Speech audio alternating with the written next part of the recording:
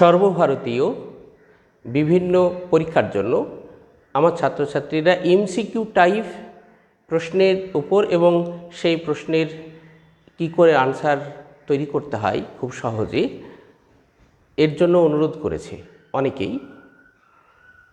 আর ঠিক তাদের কথা মাথায় রেখেই এই ধরনের ভিডিও আজ থেকে শুরু হলো। দেখো, এমসিকিউ টাইপ প্রশ্ন যদি সমগ্র অংশের উপরে ধারণা না থাকে, ক্লিয়ার ধারণা না থাকে, তাহলে এই ধরনের প্রশ্নের উত্তর দেওয়া কঠিন। অর্থাৎ বিষয়টা তোমাকে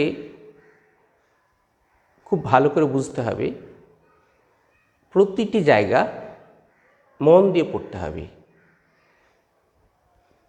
কোনো একটা বিশেষ অংশের উপরে যদি প্রশ্নটা থাকে, তাহলে সেই অংশের উপরে কোনো দুর্বলতা যদি থাকে, তাহলে কোনো একটা দুর্বলতার জন্য, কোনো একটা জায়গার দুর্বলতার জন্য তুমি কিন্তু ওই প্রশ্নটার উত্তর দিতে পারবে না। দেখো, একটা বড় প্রশ্ন যদি দেওয়া হয় তাহলে অনেক মেথডে কষা যায়।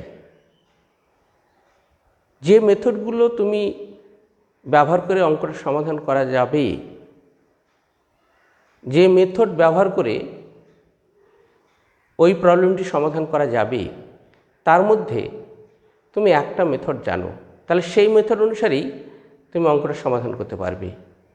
কিন্তু এমসিকিউ টাইপ প্রশ্ন যতগুলো মেথড আছে তার যে কোনো একটা মেথডের মধ্যে থেকে হতে পারে। তার মানে তোমাকে প্রতিটি মেথডেই জানতে হবে। আমি জাস্ট একটা এক্সাম্পল বলে আমি বোঝানোর চেষ্টা করলাম। তুমি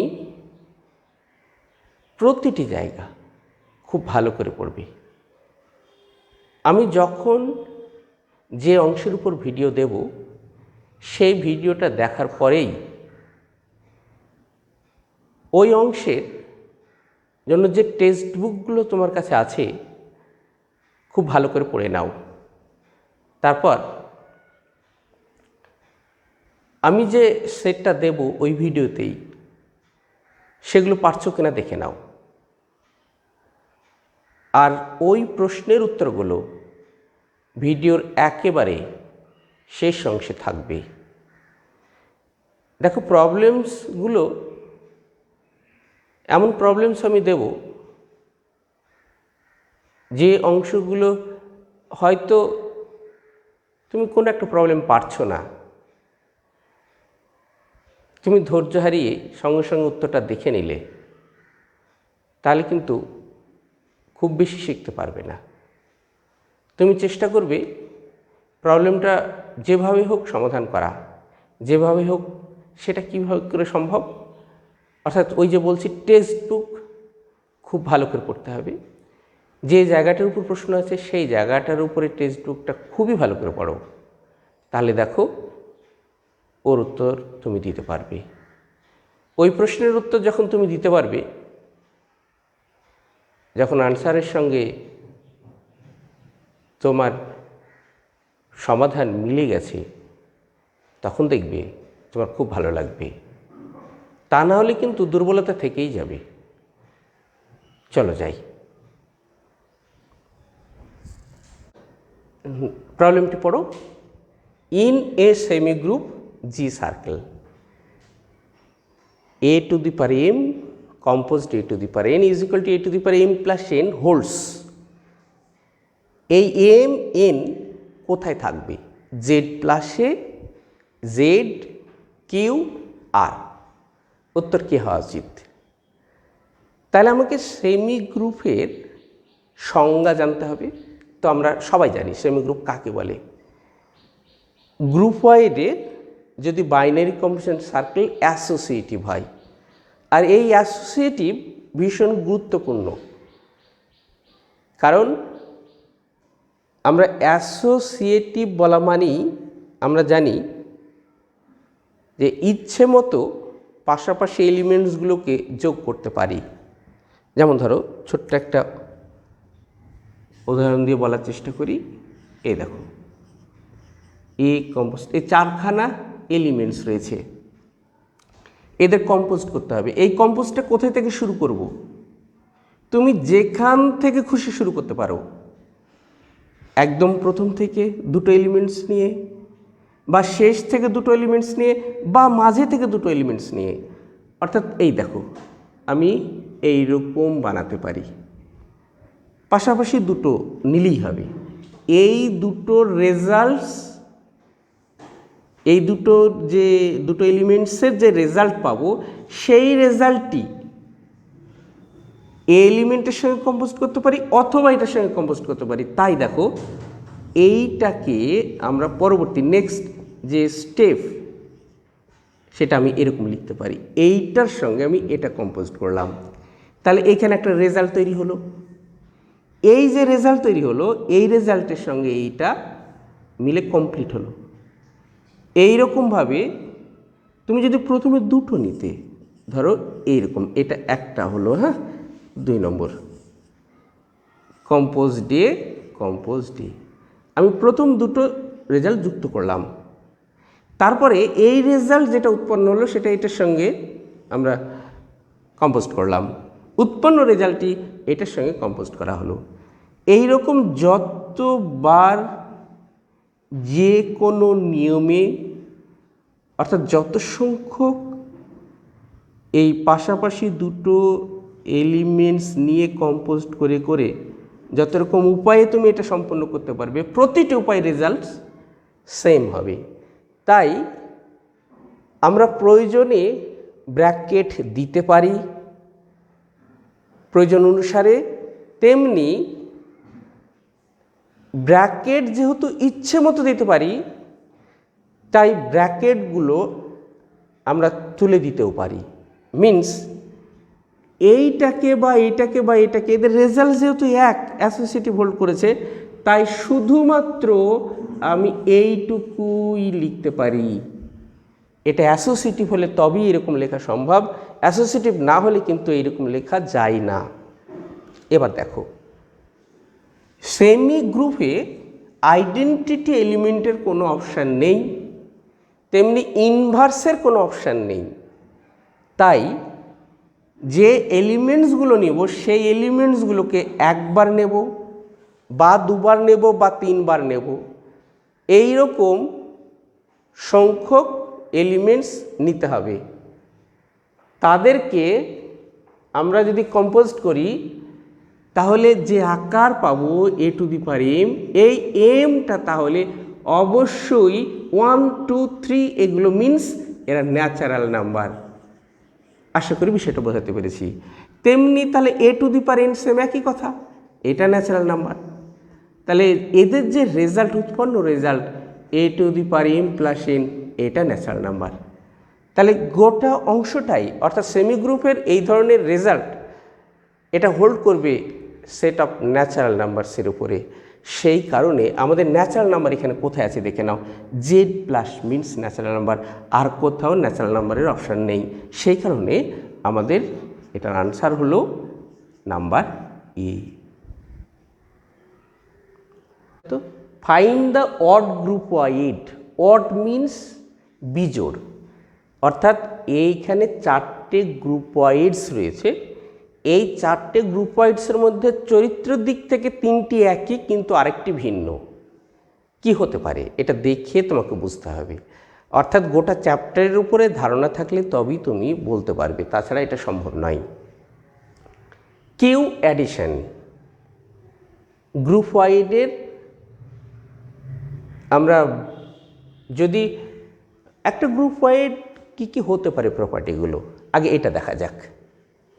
গ্রুপওয়াইড মিন্স তার বাড়তি শর্ত অ্যাসোসিয়েটিভ হতে পারে, আইডেন্টিটি এলিমেন্ট থাকতে পারে, প্রত্যেকের ইনভার্স থাকতে পারে, কমিউটেটিভ হতে পারে। তো এই কটা প্রপার্টি মাথায় রাখবে, তার উপরেই আমাদের এই প্রশ্নের উত্তরগুলো আমরা কষে ফেলতে পারব। কিউ অ্যাডিশন এটা কমিউটেটিভ গ্রুপ, m2r. এটা কমিউটেটিভ নয়, z. কমিউটেটিভ Z3 ডট, এটাও কমিউটেটিভ। তাহলে কমিউটেটিভ হলো না কোনটা? M2R।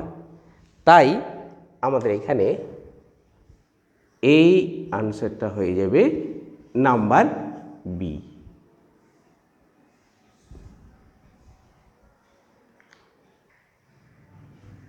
দেখো আরও একটি প্রশ্ন, কিউ অ্যাডিশন M2R অ্যাডিশন আছে, 2Z ডট আছে, Z3 ডট। তাহলে কিউ অ্যাডিশনের কোন কোন গুণগুলো রয়েছে সেটা দেখে নিতে হবে। এটা কি কি গুণ রয়েছে? এটা কমিউটেটিভ, তারপর অ্যাসোসিয়েটিভ, আর আইডেন্টিটি আছে, আইডেন্টিটি এবং ইনভার্স আছে। এবার আমরা দেখব যে বাকি যেগুলো রয়েছে গ্রুপয়েডস তাদের মধ্যে কোন কোন গুণগুলো আছে। M2R প্লাস কমিউটেটিভ গুণ আছে, অ্যাসোসিয়েটিভ আছে, আইডেন্টিটি আছে, প্রত্যেকের ইনভার্স আছে। তাহলে এটা কিন্তু একই টাইপ হলো। এখানে চলে এসো, Z3 ডট, এটা কমিউটেটিভ আছে, এটা কমিউটেটিভ, আবার অ্যাসোসিয়েটিভও, আইডেন্টিটি এলিমেন্ট আছে, কিন্তু ইনভার্স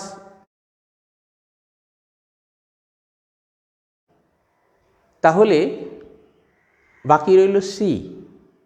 তাহলে এদের গুণগুলো সব একই। এখানে চলে এসো, 2Z অ্যাডিশন, এই 2Z ডট মাল্টিপ্লিকেশনের সাপেক্ষে এটা কমিউটেটিভ, অ্যাসোসিয়েটিভ, আইডেন্টিটি এলিমেন্ট 1 হয় মাল্টিপ্লিকেশন সাপেক্ষে, কিন্তু 1 2Z নেই। দেখো এইখানে আলাদা হয়ে গেল, সবার আইডেন্টিটি আছে কিন্তু এটার আইডেন্টিটি নেই। তাহলে বিষয়টা বোঝাতে পেরেছি, এইভাবে তোমাকে দেখতে হবে। তাহলে এর আনসারটা হলো number C.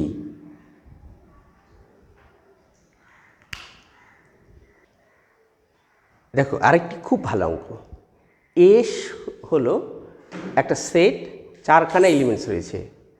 How many different commutative binary compositions can be defined on S, অর্থাৎ কতগুলো বাইনারি কম্পোজিশন তৈরি করতে পারবো।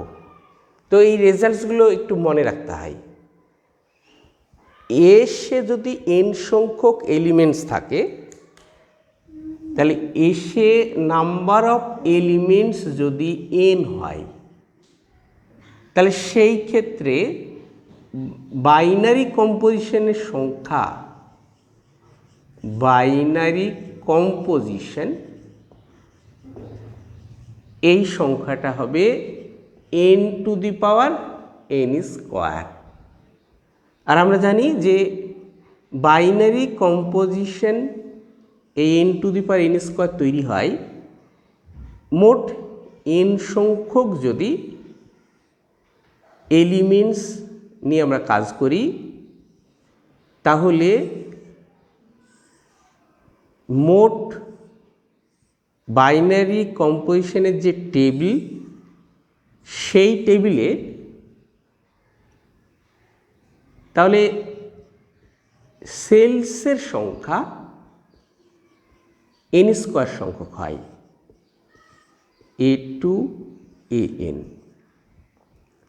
প্রতিটি জায়গা অর্থাৎ প্রত্যেকটা সেল n সংখ্যক উপায়ে এটা পূর্ণ করতে পারবো। তাহলে এই রকম এই সেলটাও n সংখ্যক উপায়ে পূর্ণ করতে পারবো। তাহলে দেখো এই দুটো সেল তাহলে কত রকম উপায়ে পূর্ণ করতে পারবো, n ইন্টু n সংখ্যক উপায়ে। অনুরূপে পরের সেলটি n সংখ্যক উপায়ে পূর্ণ করতে পারবো, মিনস তাহলে তিনটি সেলস n ইন্টু n সংখ্যক উপায়ে পূর্ণ করতে পারবো। তাহলে মোট n স্কোয়ার সংখ্যক সেলস কী দিয়ে পূর্ণ করতে, কত উপায়ে পূর্ণ করতে পারবো? তাহলে এটা n স্কোয়ার টাইমস, আশা করি বোঝাতে পেরেছি। তাহলে মোট বাইনারি কম্পোজিশনের সংখ্যা হলো n to the power n square. এখন এই n to the power n square সংখ্যক বাইনারি কম্পোজিশনের মধ্যে যদি বাইনারি কম্পোজিশনটা কমিউটেটিভ হয় তাহলে আমরা নিশ্চিত হব এটা প্রিন্সিপাল ডায়াগোনালের সাপেক্ষে এটা সিমেট্রিক হবে। আর সেই অনুযায়ী আমরা টোটাল কত সংখ্যক আমাদের এই সেলস রয়েছে, দেখো তো সেলস রয়েছে n স্কোয়ার সংখ্যক, আর এই n স্কোয়ার সংখ্যক সেলের মধ্যে n সংখ্যক সেলস বাদ দাও প্রিন্সিপাল ডায়াগোনাল থেকে, তাহলে মাইনাস n হলো। তাহলে n স্কোয়ার মাইনাস n এত সংখ্যক সেলস এই উপরের অংশে রয়েছে, তেমনি n স্কোয়ার মাইনাস n সংখ্যক সেলস নিচে রয়েছে। এরা কমিউটেটিভ চরিত্র যদি বাইনারি কম্পোজিশনে থাকে তাহলে এইখানকার এইটার সঙ্গে এটা সিমেট্রিক হয়ে যাবে। সেই কারণে আমরা টোটাল এই ইন্ডিপেন্ডেন্ট সেলসের সংখ্যা সেই ক্ষেত্রে এটা অর্ধেক হলো কোনটা, এই অর্ধেকটা নিলাম, প্লাস ডায়াগোনালের জন্য ডায়াগোনালে n সংখ্যক সেলস আছে, তাহলে n, তাহলে n square minus n by 2 এটা কোনগুলো না, এই যে প্রিন্সিপাল ডায়াগোনালস রয়েছে, এই প্রিন্সিপাল ডায়াগোনালটা বাদ দিলে পড়ে থাকলো n স্কোয়ার মাইনাস n সংখ্যক। উপরের পোর্শনটুকু ইন্ডিপেন্ডেন্ট, এটা ডিপেন্ডেন্ট, মানে বিষয়টা একই সেম বলে সেই হিসেবে ইন্ডিপেন্ডেন্ট ডিপেন্ডেন্ট বলছি। মিনস এখানে n square minus n by 2 সংখ্যক অ্যাকচুয়ালি এখানে সেলস রয়েছে, তাহলে আর এইখানে সেলস রয়েছে প্লাস n, তাহলে এটা কত হলো দেখো তো, অ্যাকচুয়ালি এটা হিসেব করলে n square plus n by 2 সংখ্যক সেলস রয়েছে।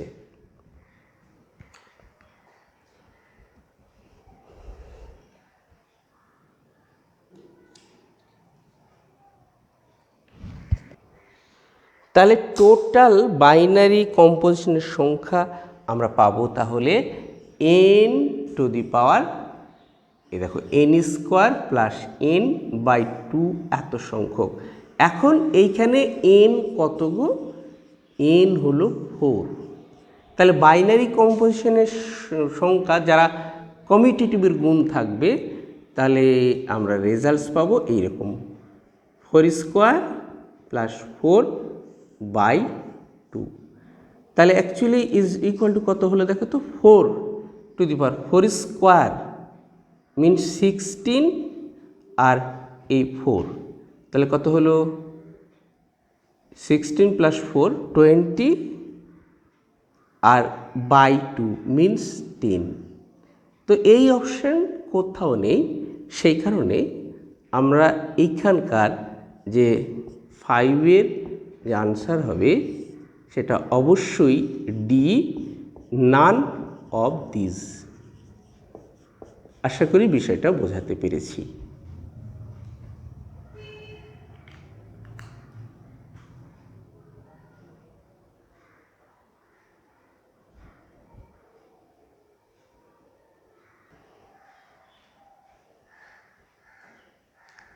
দেখো আরেকটি প্রবলেম প্রায় একই ধরনের। এখানে বলা হয়েছে x হলো একটা সেট such that n, এখানে number of elements such that হবে nx is equal to n হবে, then the number of different binary operations and commutative binary operations, এই কমিউটেটিভ এবং বাইনারি অপারেশনস কার উপরে, অবশ্যই অন এক্স আর। কী কী দেখো সংখ্যাটা কী কী আছে, 3 টু দি পাওয়ার 27 আছে, 3 টু দি পাওয়ার 6, সবগুলো 3 পাওয়ার আছে, নান অফ দিস। তাহলে আমরা আগে দেখে নিই, অঙ্কটা কষে ফেলবো একবার, তারপরে আমরা এদের মধ্যে আমাদের আনসারটা আছে কিনা চেক করে নেব। যেহেতু এর পরিবর্তে এখানে আমাদের এক্স রয়েছে, তাই n x is equal to n. আমরা জানি টোটাল বাইনারি কম্পোজিশনের সংখ্যা n square, n to the power n square, এটা আমরা বুঝে গেছি। আর বাইনারি কম্পোজিশন কমিউটেটিভ হবে n to the power n square plus n by 2। এখানে এন এর ভ্যালু হলো 3, তাহলে টোটাল এই দেখো এই এত সংখ্যক আমাদের বাইনারি কম্পোজিশনস তৈরি হবে। তাহলে অ্যাকচুয়ালি কত হচ্ছে গো? এটা মানে 3⁹। আর কমিউটেটিভ হবে n⁻n² + n/2 মিনস 3⁻3² + 3/2। তাহলে কত হলো? 3। এটা 9 + 3 হলো 12/2 মিনস 6। তাহলে 3⁶। তাহলে এত সংখ্যক বাইনারি কম্পোজিশন আর কমিউটেটিভ বাইনারি কম্পোজিশন হলো 3⁶। তাহলে 3⁹ এবং 3⁶ কোথায় আছে দেখে নাও। দেখো সিতে রয়েছে 3⁹, 3⁶। তাহলে এর আনসারটা হলো সি। দেখো আইডেন্টিটি এলিমেন্টের ডেফিনেশন তোমরা কোথায় শিখেছো? আইডেন্টিটি এলিমেন্ট আগে গ্রুপ ওয়াইড নিতে হয়।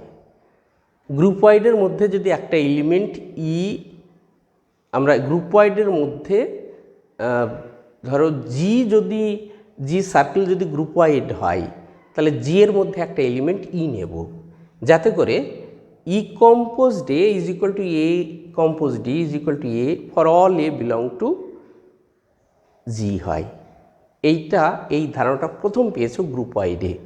আর ওখানে একটা গুরুত্বপূর্ণ থিওরেম পেয়েছিলে যে গ্রুপ ওয়াইডে যদি আইডেন্টিটি এলিমেন্ট থাকে তাহলে অবশ্যই সেটা ইউনিক হয়। তাই আইডেন্টিটি এলিমেন্ট এর ডেফিনিশন গ্রুপ ওয়াইডেই এবং গ্রুপ ওয়াইডের মধ্যেই ইউনিক হয়। সেই কারণে দেখো identity element if it exist is unique in a. কোথায় কোথায় দেখো গ্রুপ ওয়াইডে আইডেন্টিটি এলিমেন্ট থাকবেই, নিশ্চয়তা নেই, তাই ইফ ইট এক্সিস্টস বলেছে। তাহলে এক্সিস্ট করলে অবশ্যই ইউনিক হবে।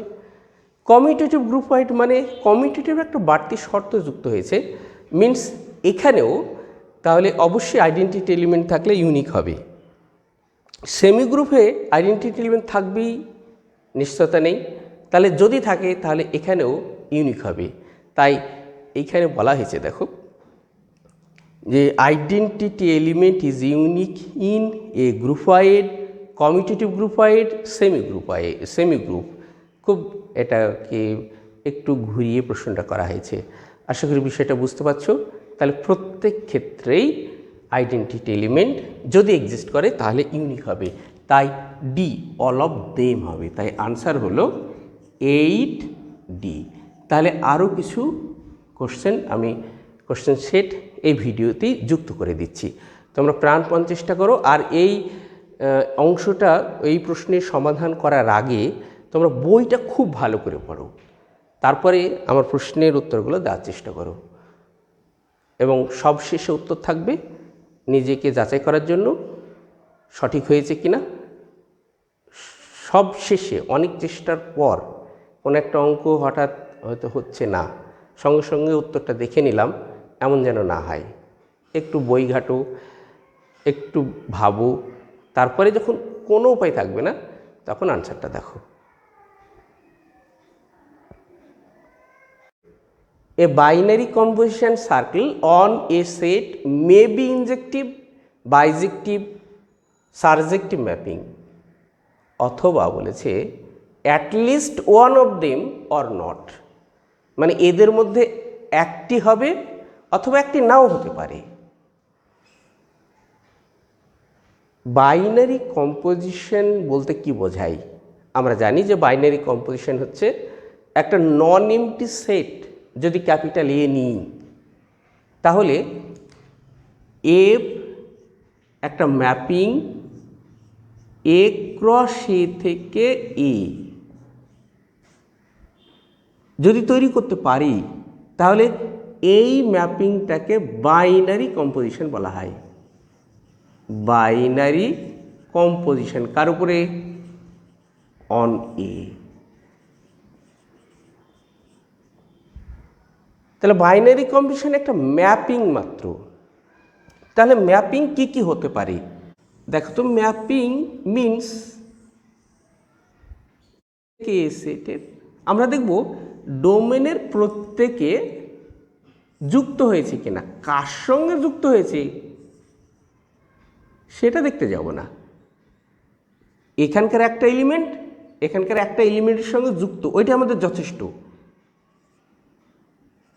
ঠিক এইভাবে আমরা যেতে থাকব।